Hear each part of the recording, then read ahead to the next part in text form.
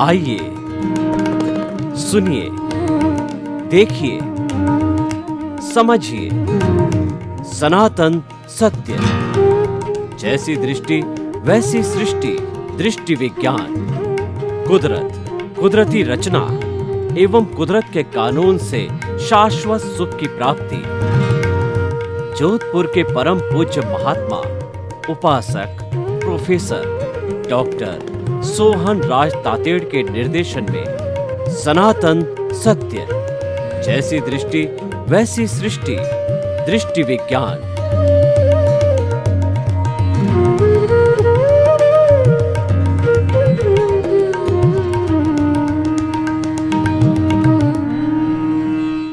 स्वामी जी, जैन धर्म में मन वचन काया को योग कहा जाता है और ऐसा कहते हैं कि जो कर्मों को टान करके जो सृष्टि से लाता है वो योग है, और भीतर जो उसका कार्बन शरीर है उसको ला करके दे देता है। तो ये योग की बात बताई गई है, मन वचन काया की। और बहुत से लोग जो परिणाम और पुरुषार्थ की बात करते हैं कि वो कई बार कंफ्यूज होकर के परिणाम जो देने वाला भी मन वचन काया है और पुरुषार्थ करने वाला भी मन वचन काया है, तो वो स्पष्टीकरण नहीं हो जाता और हम बड़े कंफ्यूजन में रहते हैं। और जो है वो आप हमको समझाइए अध्यात्म विज्ञान की दृष्टि से कि परिणाम क्या होता है, पुरुषार्थ क्या होता है, और वो मन वचन काया का रोल किसके अंदर आता है। तो तीनों चीज़ों को, मन वचन काया तथा परिणाम और पुरुषार्थ को गहराई से हमको बताइए, ताकि श्रोतागण के मन में जो कंफ्यूजन है वह दूर हो जाए। आध्यात्म विज्ञान के अंदर ये मन वचन काया जो है वो कर्मों की भुगतान का साधन मात्र है। मगर हमारे धर्म के अंदर, हमारे भारतवर्ष के सभी धर्मों के अंदर इनको मन वचन काया को कर्मों के भुगतान का साधन भी बताया और पुरुषार्थ करने का साधन भी बताया। इसीलिए लोग कंफ्यूज हो गए कि लाइन ऑफ डिमार्केशन कहाँ रखेंगे, फिर कौन से भाग को हम पुरुषार्थ कहेंगे और कौन से भाग को हम परिणाम कहेंगे। इसकी कोई लाइन ऑफ डिमार्केशन कोई भी शास्त्र में नहीं है। मगर आध्यात्म विज्ञान के अंदर स्पष्ट लाइन ऑफ डिमार्केशन है, क्योंकि आध्यात्म विज्ञान कुदरती कानून और सनातन सिद्धांतों के ऊपर आधारित है और इसीलिए हर बात की क्लैरिटी होनी चाहिए। कोई भी बात असैद्धांतिक नहीं होनी चाहिए। तो इसीलिए आध्यात्म विज्ञान में मन वचन काया जन्म से मौत तक जो कुछ भी करता है वो 100% कर्म फल बोला जाता है। इसको कर्म नहीं करते हैं, इसको कर्म नहीं कहते हैं। और कर्म कौन बनाता है और कैसे बनता है? कर्म प्रतिष्ठित आत्मा से बनता है और प्रतिष्ठित आत्मा के पास जैसा ज्ञान दर्शन है जिस समय, ऐसा वो भाव बनाता है और भाव से कर्म बनता है, भाव से भव बनता है। तो कर्म बांधने वाला प्रतिष्ठित आत्मा हो गया और कर्म की भुगतान करने वाला मन वचन काया हो गया। तो लाइन ऑफ डिमार्केशन आ गई। जो कर्म की भुगतान करता है वो कर्म नए बनाते नहीं है, और जो नया कर्म बनाते हैं वो भुगतान नहीं करते हैं। तो दोनों का रोल क्या हो गया? अलग हो गया। यानी सिंपल भाषा में समझना चाहे तो तीन बातें समझ लो। मन वचन काया वो कर्मों की भुगतान का साधन मात्र है। लाइव प्रतिष्ठित आत्मा वो नए कर्म बनाने का या तो कोई भी प्रकार का पुरुषार्थ करने का साधन मात्र है। और आत्मा जो है वो कैटालिस्ट है और वो स्व पर प्रकाशक है। ये तीनों का रोल क्या है? अलग अलग हो गया। अभी बात आती है मन वचन काया की, जो आम जनता जिसको अनुभव भी करते हैं और जिसके माध्यम से अलग अलग प्रकार के कर्मों की भुगतान भी करते हैं और अलग अलग प्रकार की सुख दुख की अनुभूति भी करते हैं। तो आखिर ये मन वचन काया जो कर्मों की भुगतान का साधन मात्र है, ऐसा क्यों कहा गया? क्या हम अपने मन वचन काया को अपनी मर्जी से नहीं चला सकते हैं? क्या हम स्वतंत्रता से नहीं सोच सकते हैं? क्या हम स्वतंत्रता से नहीं बोल सकते हैं? क्या हम स्वतंत्रता से कोई क्रिया नहीं कर सकते हैं? इनका रहस्य अध्यात्म विज्ञान की दृष्टि से या कुदरती कानून की दृष्टि से क्या है? तो मैं आपको बिल्कुल सिंपल भाषा में बताऊं। हमारा जो मन वचन काया है, इनकी जो इंटरनल डिजाइन है, जिसको कहते हैं डॉक्टरी भाषा में इंटरनल सिस्टम, जिसको डॉक्टर रिपेयर भी करते हैं, जानते भी है कहाँ कहाँ तकलीफ है, इनका उपाय भी हमको इलाज भी करवाते हैं, ऑपरेशन भी करते हैं।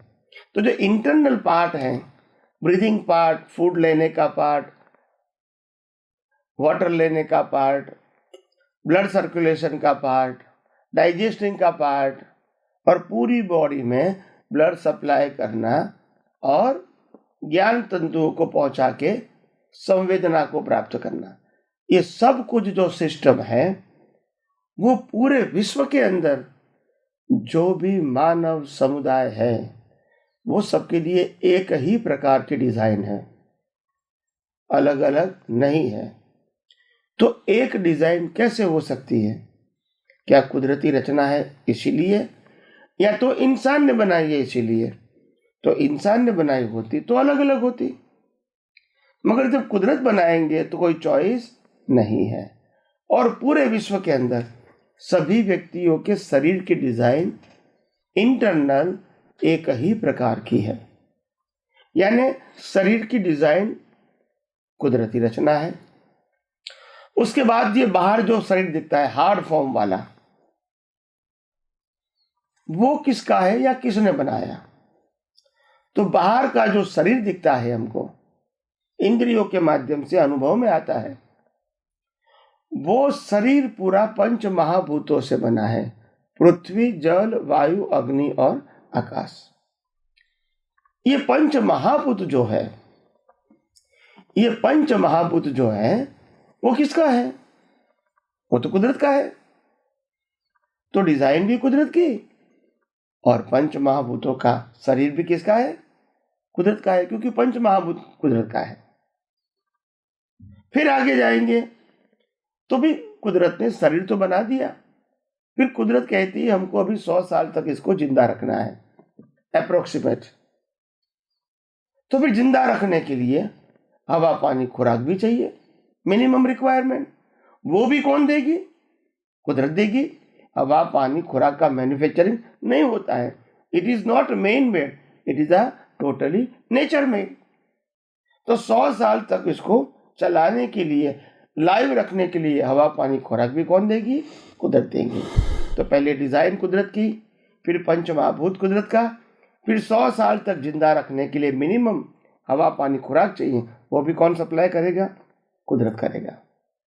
फिर आखिर इंसान प्रश्न करेंगे कुदरत को या ज्ञानी भगवान को, क्यों हमको 100 साल जिंदा क्यों रखते हो? तब ज्ञानी भगवान फरमाते हैं आपके कर्मों के भुगतान के लिए।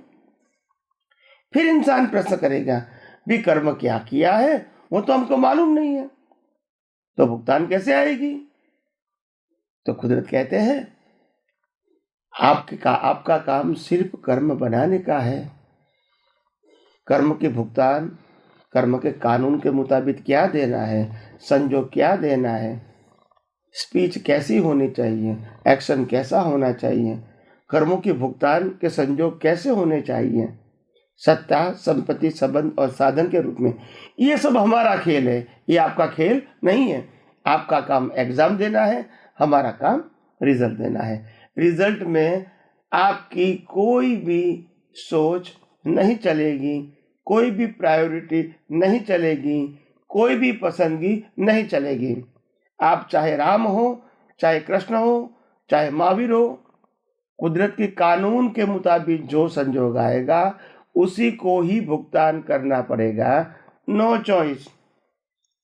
कृष्ण भगवान का जन्म भी जेल में होगा, नो चॉइस। राम को वनवास जाना पड़ेगा, नो चॉइस। राम की सीता उठा के ले जाएगा रावण, नो चॉइस।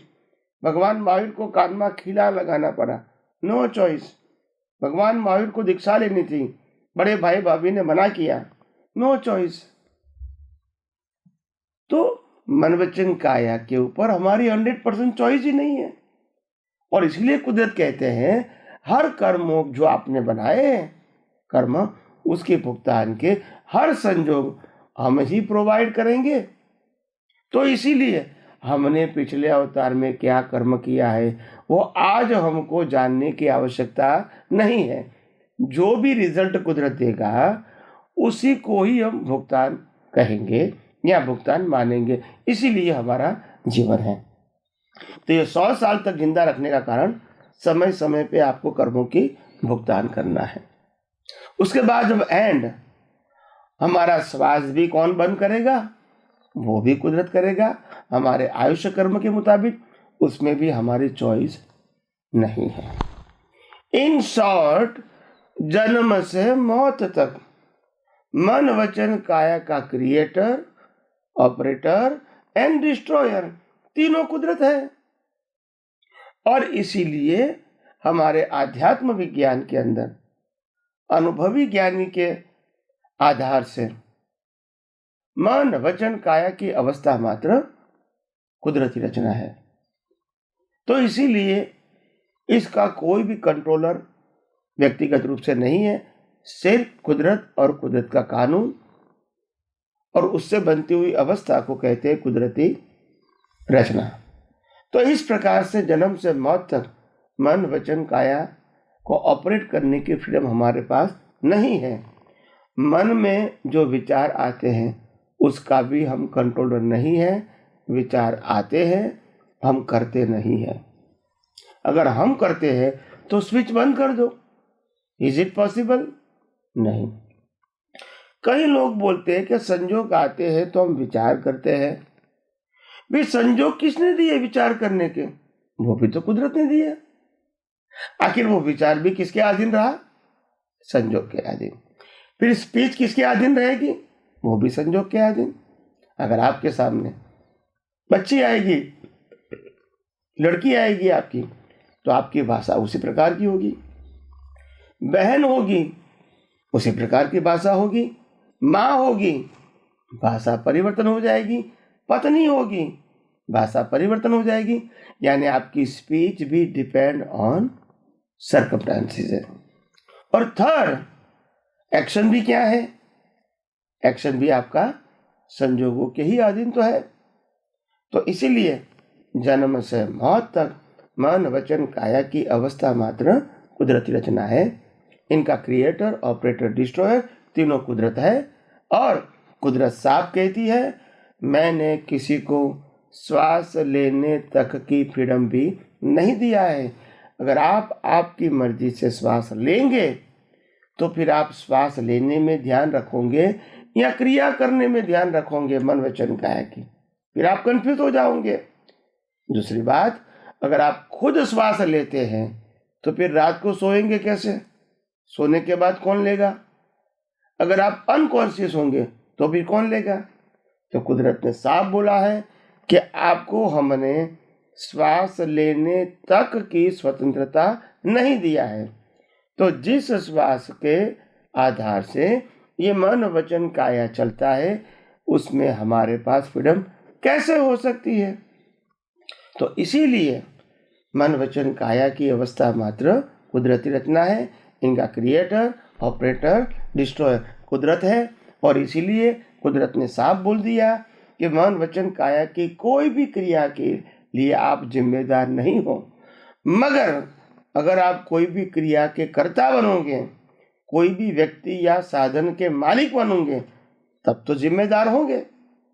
तो इसीलिए आइए हम यही विज्ञान को और गौर दृष्टि से समझने की कोशिश करें और आध्यात्म विज्ञान को अपनी दृष्टि में परिपक्व करें। हम सामान्य लोगों को ये बताते हैं, ये पढ़े लिखे लोगों को, सामान्य लोगों को, कि मन वचन काया तथा उससे जुड़ी हुई अवस्था मात्र कुदरती रचना है। आपको एक सांस देने की भी कुदरत ने स्वतंत्रता नहीं दी है। तो वो कहता है कि मैं 60, 70, 80, 100 वर्ष जीऊँ तो क्या करूँ, सोता ही रहूँ क्या? क्योंकि सब कुछ कुदरत अपना आप करेगी, कुदरत रोटी खिलाएगी, कुदरत पानी पिलाएगी, मुझे तो कहीं उठने की ज़रूरत नहीं है, जो होना वो जो होता रहेगा, तो फिर मैं आखिर क्या करूं?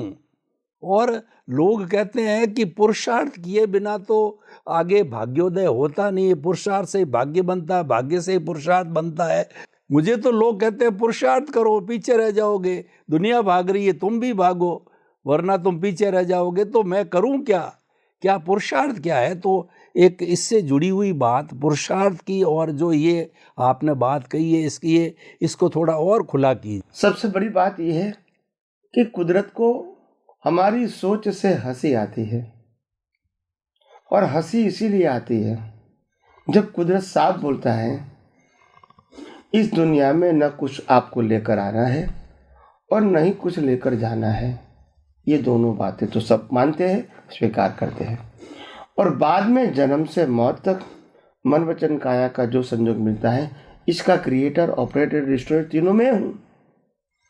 आप आपकी मर्जी से श्वास तक नहीं ले सकते हैं, कुदरत साफ बोलती है। भाई क्रिएटर, ऑपरेटर, डिस्ट्रॉयर तीनों कुदरत है, वो तो मैंने एक्सप्लेन कर दिया, मगर हमारी बुद्धि और अहंकार मानती नहीं है कि भी अगर हम कुछ नहीं करेंगे तो फिर क्या होगा। तो ये तो सिंपल बात है, जब श्वास भी आपके लिए कंपलसरी है तो श्वास के साथ जुड़ा हुआ मन वचन काया भी आपके लिए क्या है, कंपलसरी है। आपके पास ऑप्शन नहीं है कि मैं क्या सोचूं, क्या नहीं सोचूं, क्या बोलूं, क्या नहीं बोलूं, क्या करूं, क्या नहीं करूं, वो ऑप्शन आपके पास नहीं है। कृष्ण भगवान के पास भी ऑप्शन नहीं था, उन्होंने भी दुर्योधन को समझाने की कोशिश किया कि कैसे भी करके समझ जाओ ताकि महाभारत नहीं होवे और लाखों लोगों की हिंसा नहीं होवे और परिवार की हिंसा न होवे, मगर जो होना था वही हुआ। भगवान श्री राम ने भी अपनी धर्मपत्नी सीता जी को छुड़ाने के लिए, रावण को समझाने के लिए अलग अलग दूत भेजे और समझाने का प्रयास भी किया, फिर भी नहीं हुआ। उसका मतलब ये नहीं कि दोनों के पास सामर्थ्य नहीं था, सामर्थ्य था, मगर होनी को कैसे अनहोनी कर सकते हैं, कैसे टाल सकते हैं, आप समझे? तो हर बातों को हमको समझना पड़ेगा। आखिर हमारा प्रत्येक जीवन जो है उसमें कुदरत तो साफ बोलती है। मैं इंसान की सोच को देखकर मेरे को हंसी आती है। जब तुमको मालूम है कि इस दुनिया में सत्ता, संपत्ति, साधन और संबंध, इनमें से कुछ भी आप लेकर नहीं आए और कुछ भी लेकर नहीं जाओगे, तो फिर मेरा मेरा क्यों बोलते हो? ये शरीर भी छोड़ के जाना है, ये तो सबको मालूम है, ये कोई नई बात नहीं है। जब शरीर छोड़ के जाना है तो सत्ता, संपत्ति, संबंध, साधन तो छोड़ना ही है। फिर इतना मोह क्यों? फिर इतना मालिकीपन क्यों? फिर इतना अहंकार क्यों?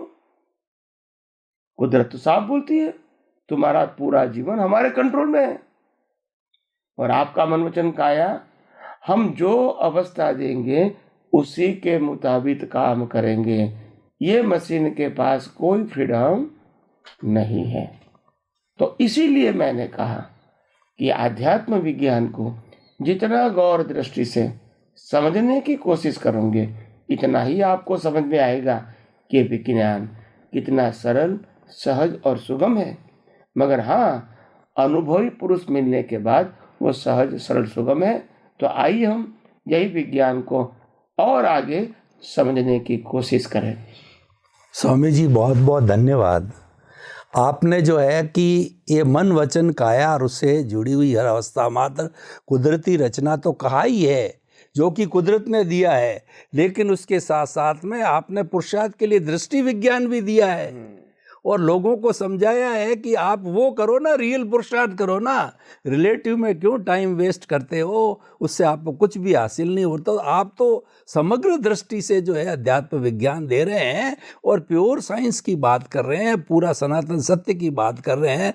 तो आपके प्रति समस्त जो है हमारे श्रोताओं की तरफ से बहुत बहुत धन्यवाद, कृतज्ञता। जय सच्चिदानंद। जय सच्चिदानंद। स्वामी जी, जब ज्ञान दिया जाता है तब ये बताया जाता है कि द्रव्य कर्म, भाव कर्म, 9 कर्म, मन वचन काया समस्त जो है आपके सुचरणों में समर्पित करता हूँ। तो इसके पीछे हालांकि आप जो कहते हैं कि no ownership, no doership, no blame और नो क्लेम की बात आती है, लेकिन हम इसको अध्यात्म विज्ञान की दृष्टि से समझना चाहते हैं कि इसका क्या आशय है, ऐसा वो मुख्य रूप से क्यों बताया जाता है। हालांकि ये इस बात से ये लगता है कि समर्पण है, लेकिन ये समर्पण को आप अच्छी तरह से समझावें, क्योंकि ये एक ज्ञान लेने वाले व्यक्ति को, और जो आप साइंटिस्ट बनाओगे उसको ये बात बहुत अच्छी तरह से हृदयंगम होनी चाहिए। तो हमें इसका स्पष्टीकरण अध्यात्म विज्ञान की दृष्टि से करके बताइए। अध्यात्म विज्ञान के अंदर हम जो मूल बात करना चाहते हैं कि आपका जो मूल प्रश्न है वो द्रव्य कर्म, भाव कर्म, 9 कर्म, इनको जो समर्पित करना है, जो एक परंपरा होती है कि द्रव्य कर्म, भाव कर्म, 9 कर्म, नाम और नाम की माया समर्पित कर देते हैं। तो क्या इससे सही मायने में समर्पित हो सकता है? ये तो भाव की समर्पितता है, न ही कोई ज्ञानी पुरुष उनको रिसीव करता है और न ही कोई व्यक्ति उनको रिसीव कर सकता है। हमारा मन वचन काया कुदरत का था, कुदरत का है और कुदरत का रहेगा। और ये जो 9 कर्म है वो भी कुदरत का था, कुदरत का है और कुदरत का रहेगा। तो समर्पित करने का मतलब होता है कर्ता भाव और मालिकी भाव को त्याग देना, उसका नाम समर्पण है। मगर हम आध्यात्म विज्ञान में यह समर्पण की प्रक्रिया को ये मानते हैं कि जो समर्पण है वो तो जब हम मन वचन काया की अवस्था मात्र कुदरती रचना मानते हैं और कुदरती रचना के रूप में ही देखते हैं, और दुनिया के सभी व्यक्तियों को और सभी अवस्थाओं को जब हम कुदरती रचना के रूप में ही देखते हैं और उसमें मालिकी भाव और कर्ता भाव नहीं रखते हैं, तो फिर इसी से बड़ा समर्पण क्या हो सकता है? क्योंकि यह मनोवचन काया को बनाने वाले, चलाने वाले, अंत लाने वाला तो कुदरत है ही, इसमें हमारा तो नहीं चलता है। तो कोई भी व्यक्ति को जब समर्पित करोगे तो क्या ये उनका है, क्या कंट्रोल उनका है? और अगर आप समर्पित करोगे तो क्या वो रिसीव कर सकेंगे? जिनको समर्पित करते हो वो व्यक्ति के मन वचन काया भी क्या उसके कंट्रोल में है? ये सब बातें भी हमको समझनी पड़ेगी, क्योंकि ये विज्ञान है, ये श्रद्धा की बात नहीं है। तो इसीलिए अगर मन वचन काया, भाव कर्म, द्रव्य कर्म, 9 कर्म, नाम और नाम की माया अगर समर्पित करना है इंसान को, क्योंकि मालिक की भाव, कर्ता भाव खत्म करना है, तो एक बात समझनी पड़ेगी कि तेरा तुझको अर्पण। ये मन वचन काया किसका है? कुदरत का है। अवस्था किसकी है? कुदरत की है। संजोग किसका है? कुदरत का है। तो जब कुदरत का है और कुदरत को ही समर्पित करते हैं तो उसमें कौन सी दो राय है? वैसे भी मन वचन काया और उनकी अवस्था कुदरत ने दिया है, और लास्ट में मन वचन काया और अवस्था कुदरत के पास ही रहेगी, हमारे पास नहीं रहेगी। ये सनातन सत्य हम सब जानते हैं, ये कोई नई बात नहीं है। और इसीलिए किसी को समर्पित करना या कोई भगवान, टाइटल रूपी भगवान को भी समर्पित करना, वो श्रद्धा की बात हो सकती है, हम इसमें मना नहीं करेंगे। मगर सिद्धांत के रूप में ये मन वचन काया और अवस्थाएं कुदरत की थी, है और रहेगी। और हमको अगर भाव समर्पित करना है, भाव से समर्पित करना है, तो कुदरत को ही करना है, ताकि फिर हमारी मन वचन काया की मालिकी न रहे, मन वचन काया की अवस्था की मालिकी न रहे, और मन वचन काया की अवस्था में कर्ता भाव भी न रहे। ऐसे दुनिया के कोई भी व्यक्ति के मन वचन काया में मालिकी भाव और कर्ता भाव हमारी दृष्टि में से खत्म हो जाएगा। और यही आध्यात्म विज्ञान हमको बताना चाहते हैं कि आखिर ये मन वचन काया का अगर समर्पण करना है तो कुदरत को ही करना चाहिए, क्योंकि कुदरत का ही है, चला भी कुदरत ही रही है, कंट्रोलर कुदरत ही है, मालिक कुदरत ही है, करवाती कुदरत ही है। तो फिर कुदरत को समर्पित करने में, भाव समर्पित करने में कोई क्वेश्चन नहीं होना चाहिए। तो आइए हम सब यही आध्यात्म विज्ञान को और आगे समझने की यथार्थ रूप से कोशिश करें।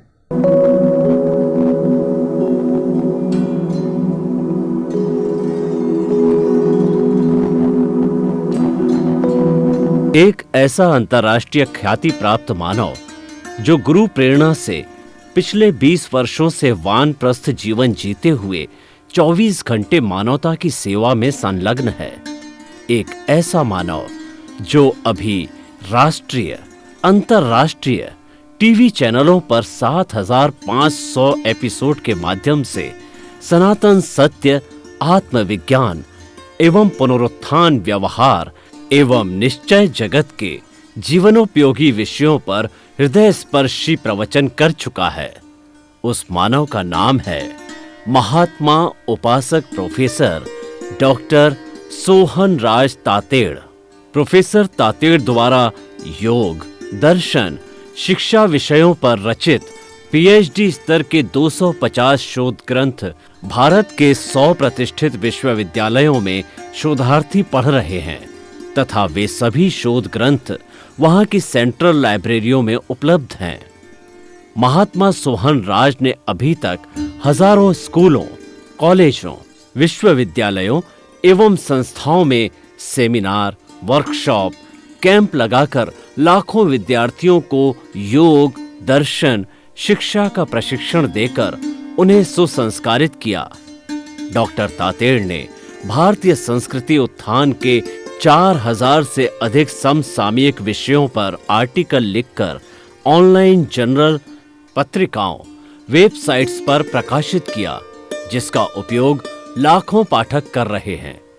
उपासक तातेड़ के 5000 से अधिक आज का सुविचार, आज का शुभ संदेश, आज का मंगल भावना योग आदि चिंतन websites, Twitter, blogger, Facebook, YouTube माध्यमों से लाखों लोग अपना जीवन निर्माण कर रहे हैं। मानवता के मसीहा ऐसे महामानव महात्मा सोहन राज तातेड़ के प्रोफाइल को अभी तक विश्व के 20 लाख दर्शक यूट्यूब पर, 12 लाख गूगल पर एवं लाखों दर्शक फेसबुक, ब्लॉगर, ट्विटर और इंस्टाग्राम पर देख चुके हैं।